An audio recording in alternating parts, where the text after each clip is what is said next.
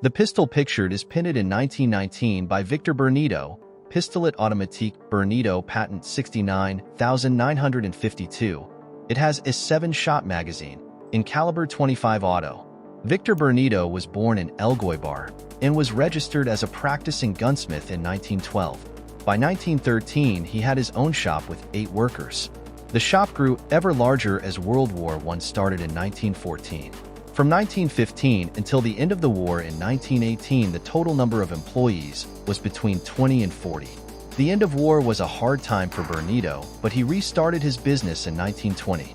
The business stopped in 1921 when he sold his factory to Bonifacio Echeverria and settled down in Bizan. Early on, he made Wallman pistols also mated by Aristando and Hios for Arizmendi Gonaga. Bernedo assembled them and also was a retailer and remade some of them just using the frames.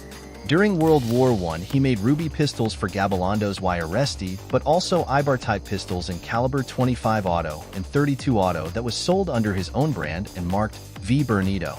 Early post-war manufactured pistols based on the 1919 patent was marked 1920 Pistola Original de Bernedo Patente, but these are scarce and most are marked Pistolet Automatique Bernedo Patent 69952.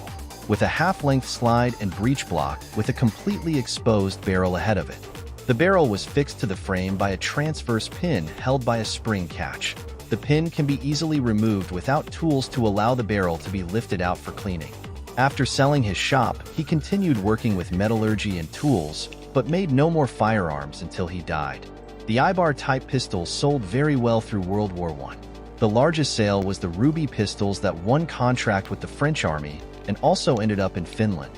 Finland bought most directly from France post-World War I and ended up with more than 10,000. Designed by Victor Bernedo Zubior.